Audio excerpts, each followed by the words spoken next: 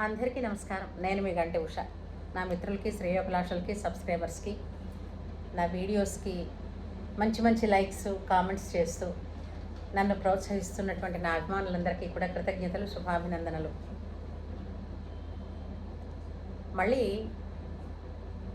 ఇంకొక hot topic ఒకటి మనకి వైరల్ అవుతుంది. ఏంటి అని అంటే fake beauty parlours, fake beauty clinics, అలాగే ఫేక్ బ్యూటీ రిలేటెడ్ హాస్పిటల్స్, అలాగే ఫేక్ బ్యూటీ రిలేటెడ్ ట్రీట్మెంట్స్, వీటి గురించిన విషయాలు వైరల్ అవుతున్నాయి. సరే, మనకి ఒక సామెత ఉందండి, చెప్తున్నాను కదా. కర్మ ఏంటంటే మనకి తెలుగే పూర్తిగా సరిగ్గా వచ్చి చావదు కదా. కాబట్టి మా చాలా సామెతలు మిస్ అవుతున్నాం. సామెతలన్నీ కూడా జీవిత అనుభవాల సారం. అడుసు తొక్కనేల, కాలు కడగనేల అని మనకు ఒక సామెత ఉంది. అడుసు అని అంటే బురద. బురదలో కాలు పెట్టడం ఎందుకు, కాలు కడుక్కోవడం ఎందుకు? పొరపాటును పడడం వేరు. తెలిసి బురదలో కాలేస్తే ఏమంటారు? దెబ్బలాడతారు.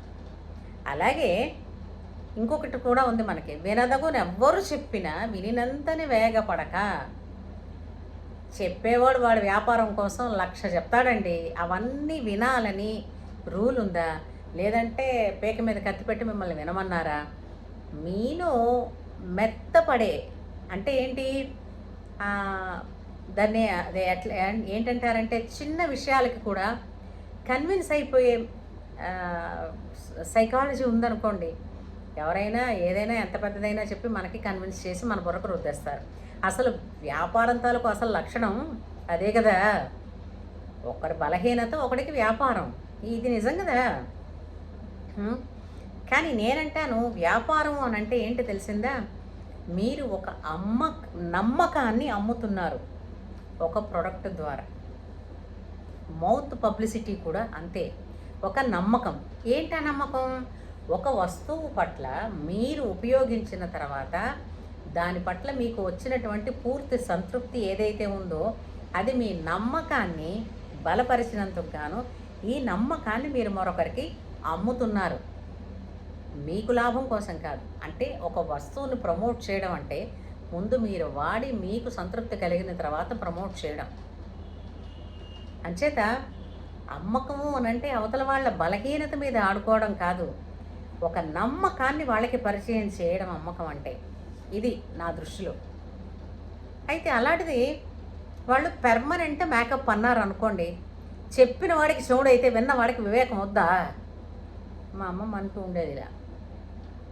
చెప్పేవాళ్ళు 1,00,000 చెప్తారండి, విన్న వాళ్ళకి కామన్ సెన్స్ వద్దు, అవతల వాళ్ళంటే నమ్మేసేయడమేనా? సరే, వెళ్ళారు. మనలో అందరికీ ఉన్న లక్షణం ఒకటి చెప్తాను చూడండి, క్వశ్చన్ చేసే లక్షణం లేదు. ఎవరైనా ఏదైనా చెప్పేస్తూ ఉంటే, ఆహా అవును కాబోలు, నిజం కాబోలు, అలాగట అని దాన్ని ఇంటికి కూడా పట్టుకొచ్చి మన వాళ్ళందరికీ చెప్తాం. మన పిల్లలు వాళ్ళునో, అవునా అలాగా, అలా అయితే దీనికి ఇలా ఉంటుంది కదా, నువ్వు అడగలేదా అని అన్నారనుకోండి, పిల్లల దగ్గర వేలాయి మొహం వేసుకుని వెళ్తాం. అవునా కదా? అందరిళ్ళ జరుగుతున్నదే ఇది. అయితే పర్మనెంట్ మేకప్ అని అంటే మాత్రం ఒక్క ప్రశ్న అడగద్దండి, మీరు పర్మనెంట్ మేకప్పే చూసుకున్నారా? ఇదే మన ఇంట్లో వాళ్ళు ఎవరైనా, మేము ఇగో ఇలా ఓ వ్యాపారం పెట్టుకున్నాం, ఇదిగో ఈ వస్తువు గురించి మేము అనుకుంటున్నాము, మీరు కాస్త ఒకసారి అది ఏదైనా తినగల వస్తువు అయితే ఒకసారి రుచి చూడండి, లేదంటే బట్టలు అనుకోండి, చీరలు అనుకోండి, ఒకసారి వచ్చి చూడండి, వచ్చి చూశాక చెప్పండి అని అన్నాం అనుకోండి, వీళ్ళని ఇన్ని ప్రశ్నలు వేస్తామండి. వీళ్ళకి ఎక్కడ లాభాలు వచ్చేస్తాయో అన్నట్టుగా, నీకెంతకు వస్తుంది, నువ్వు ఎన్ని అమ్ముతావు, ఎంత స్టాక్ తెప్పించావు, మిగిలిపోతే ఏం చేస్తారు, 1,00,000 ప్రశ్నలు మన వాళ్ళని అడుగుతాం. ఎందుకంటే మన వాళ్ళు మనకి చాలా చనువు కాబట్టి. ఇదే పైవాళ్ళు దాని గురించి మసిపూసి మారడికాయ చేసి చెప్తుంటారు. మనం దాన్ని ఏం చేస్తామంటే, అయ్యో అలాగా, అవునా, అలాగేనండి, నిజమేనండి అని ఒక్క ప్రశ్న కూడా వాళ్ళని వెయ్యకుండా మనం అవి వినేసి ఆచరించేసి వీలైతే మరో నలుగురు చేత కూడా మనం ఆ పని చేయించేస్తాం.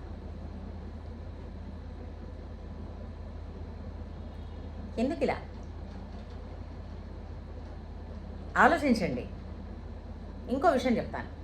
పెర్మనెంట్ మేకప్ అంటే ఎలా ఉంటుంది? అక్కడ చేస్తున్న వాళ్ళు స్కిన్ డాక్టర్స్ అయినా, అంటే డెర్మటాలజిస్టులైనా, ఇప్పుడు ఒక ప్రోడక్ట్, అవునండి, గూగుల్ అందరికీ ఇంత అందుబాటులో ఉన్నది పనికిమాలిన విషయాలు చూడడానికి కాదండి, పనికొచ్చేవి చూడడానికి. అక్కడ ఓ ప్రోడక్ట్ అని వాడు అక్కడ వేసి దానికి లేబుల్ వేసి తగిలిట్టాడు అనుకోండి, ఆ లేబుల్ ఏంటి, దాని మీద ఉన్న వస్తువు ఏమిటి, ఇదేం చేస్తుంది అని గూగుల్లో వేస్తే వెంటనే చెప్తుంది కదా. ఇప్పుడు ఇన్ఫర్మేషను ఫింగర్ టిప్స్ మీద ఉంది కదండి. ఇది ఇన్ఫర్మేషన్ ఏరా అందరికీ కూడా. మరి తెలిసి పడుతున్నారా తెలియక పడుతున్నారా అని అంటే ఇది ఒక్కటే చెప్పచ్చు, అది ఒక బలహీనత. అందం అనేది మానసిక బలహీనత ప్రతి ఒక్కరికి. ప్రతి ఒక్కరూ తమని తాము అందంగా ఉన్నాము అని అనుకోకపోతే వాళ్ళు జీవితంలో ఆశ ఉండదు, ముందుకెళ్ళే వయనం కూడా ఉండదు. కాబట్టి అందంగా ఉండడం కోసం ప్రతి మనిషి ప్రయత్నం చేస్తారు, చెయ్యాలి, తప్పు కాదు. కాకపోతే ఎంత మేర వరకు చేయొచ్చు. ఎందుకంటే అందరికీ కూడా సేఫ్ మెథడ్స్ అని చెప్పలేరు. ఎందుకంటే ఒక్కొక్క మనిషికి ఒక్కొక్క విధమైన స్కిన్ ఉంటుంది. ఆ స్కిన్కి, ఆ బాడీకి ఒక విధమైనటువంటి మెటబాలిజం ఉంటుంది. అలాగే సెన్సిటివిటీ కూడా అలాగే ఉంటుంది. ఒక్కొక్క స్కిన్ ఒక్కొక్క విధమైన సెన్సిటివిటీని కలిగి ఉంటుంది. మరి అందరికీ ఇప్పుడు ఇంట్లోనే అమ్మ వండి పెట్టింది అనుకోండి, పిల్లలకి వీళ్ళకి ఇది ఇష్టం, వీళ్ళకి ఇది పడుతుంది, వీళ్ళకి ఇలా ఉంటుంది అని అమ్మ చెప్తుంది. ఒక కుటుంబంలో 4-5 ఉన్న మనుషులకే కదా. వీళ్ళెవరండి, ప్రపంచంలో ఉన్న అంతమందికి ఒకటే పడుతుంది, ఇలా చేస్తారు అని అంటే ఎలా నమ్మేస్తారు? సరే నమ్మారు, అన్నన్ని లక్షలు ఎలా కడతారు? దేనికి గ్యారంటీ ఉంది? ఆ చదివినవాడు చెప్పినవాడు డాక్టర్ అని ఏమిటి గ్యారంటీ? ఓ తెల్లకోట వేసుకుని మెళ్ళో సెటస్కోప్ పెట్టుకుని నేను ఫ్లైట్లో దిగి వచ్చేస్తానంటే నన్ను డాక్టర్ అంటారా? అసలు డాక్టర్కి డాక్టరేట్కి సంబంధం ఏంటి? పోలికేంటి? తేడా ఏంటి తెలుసా? ఏమండి, ప్రలోభ పడిపోయే బలహీనత ఉన్నవాడు ఉన్నంతకాలం ప్రలోభ పెట్టేవాళ్ళు ఉంటూనే ఉంటారు. ఇది యుగాల తరబడి నడుస్తోంది. ఎప్పటికి అర్థం చేసుకుంటారు. ఇంకోటి ఏంటన్నారు, డింపుల్స్ అన్నది ఒక డిసీజ్ అని ఎవరమ్మా చెప్పారు? మన హీరోయిన్స్ అందరినీ చూడండి, డింపుల్స్ ఉంటే అది చాలా, అదొక ఎడిషనల్ దాన్ని ఏంటంటారు, అందం. అది మీరు షర్మిలా ఠాగూర్ని తీసుకోండి, ప్రీతి జింటాని తీసుకోండి, ఎవరికి లేవు? ఆ డింపుల్ చూస్తే దానికి ఎంతో వాల్యూ కూడా కదా. డింపుల్స్ ఉన్న హీరోయిన్ అన్నా, డింపుల్స్ పడేటువంటి హీరో అన్నా వాళ్ళకి ఇంకా ఎక్కువగా వాళ్ళ తాలూకు ఇది ఉంటాయి కదా, దాన్ని ఏమిటంటారు, వాళ్ళ టీఆర్ రేట్స్ ఏవో అవి చాలా ఎక్కువ ఉంటాయి కదా, వాళ్ళకి డిమాండ్ ఎక్కువ ఉంటుంది. డిమాండ్ కదా. ఇప్పుడు ఆవిడ లతీఫా గారు ఆవిడ మేకప్లు అవి లేకుండా ఉన్నప్పుడున్న మొహానికి ఈ సదరు ఇవన్నీ చేసిన తర్వాత ఉన్న మొహానికి ఎంత తేడా ఉందండి. ఏదో ఇంతకు మునుపు దీనికి ఒక సామెత ఉన్నది, చదువు రానంతకాలం కాకరకాయ అన్నట్ట, చదువు వచ్చిన తర్వాత కీకరకాయ అన్నాడట. ఇంకోటి, ఎవరి అందం వాళ్ళకి వాళ్ళ అంటే self respect, self esteem, self confidence మీద ఆధారపడి ఉంటుంది. అది కూలదోసేవాళ్ళు మన చుట్టుపక్కల ఉంటూనే ఉంటారు. ఎందుకంటే ఏడ్చేవాడిని ఏడిపించడమే కదండి ప్రపంచం తాలూకు పని. ప్రపంచానికి మరో పని ఉందనుకున్నారేంటి? ఏడ్చేవాడిని ఏడిపించడం. ఎలా? దానికి 1,00,000 మార్గాలు ఉన్నాయి. అందరూ నల్లగా ఉన్నామన్నారు. నల్లగా అంటే నలుపు అని అన్నది ఇంట్లో ఎవరికో వంశంలో లేనిది ఎలా వస్తుంది? అండ్ మీకు ఒక్క విషయం ధర్మసూక్ష్మం అనుకోండి చెప్పనా, మా అమ్మమ్మ అంటూ ఉండేది, తెల్లగా ఉన్నవాళ్ళు వెంటనే ముసలాళ్ళు అయినట్టు కనపడిపోతారు, అదేంటో చామన్ ఛాయగా ఉన్నవాళ్ళు ఎప్పటికీ కూడా యవ్వనంగా అందంగా పోను పోను వాళ్ళకి వయసు వస్తున్న కొద్దీ వాళ్ళు ఇంకా కళగా ఉంటూ ఉంటారు అని చెప్తూ ఉండేది. నేను అనుకునేదాన్ని నన్ను బుజ్జగించడానికి చెప్తున్నారేమో అని. బట్ ఎప్పుడూ కూడా నాకు చాలా సెల్ఫ్ కాన్ఫిడెన్స్, నేనేమిటో నాకు తెలుసు, నేను ఎలా ఉంటానో నాకు తెలిసినప్పుడు అవతల వాళ్ళు నన్ను ఎలాగా ఏడిపిస్తారు. మొదట్లో 1-2 సార్లు ఎవరికైనా అనిపిస్తుందమ్మా, పక్క వాళ్ళు ఇంకేది మీలో ఎన్నో సుగుణాలు ఉండొచ్చు, మీలో ధైర్యం, మీలో ఒక విషయం గురించి ఎక్స్ప్లెయిన్ చేసే విషయం, ఇవన్నీ మీకు ఉండొచ్చు.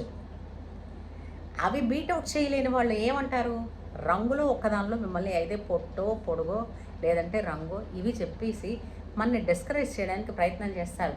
కానీ అలా చేసేవాళ్ళు ఎంతమంది ఉన్నారు అన్నది లెక్క పెట్టుకుని అది మర్చిపోవాలండి. ఏనుగు పెడుతుంటే కుక్కలు మురుగుతాయి, ఏం పోయింది ఏనుగుకి. అలాగా పెర్మనెంట్గా మేకప్ అనేది అసలు పెర్మనెంట్ ఎక్కడుంది, వాళ్ళల్లో ఎవరు చేయించుకున్నారు, చేయించుకుని ఎన్నాళ్ళైంది, ఈ ప్రశ్నలు ఏవి అడగకుండానే లక్షలకి లక్షల సొమ్ము వాళ్ళ పాలిన పోస్తున్నారు. వాళ్ళందరూ ఇదో స్కామ్ చేసుకుని ఏముందండి ఇట్టే స్కామ్ చేసేస్తారు, ఈ బ్రాంచ్ కాకపోతే మరో బ్రాంచ్ అంటారు, ఇది మూసేస్తారు, ఇక్కడ కస్టమర్స్ని అక్కడికి తీసుకెళ్తారు, మన ఏదో విధంగా మన నోరు మూసి మీరు ఊరుకోండి అంటారు.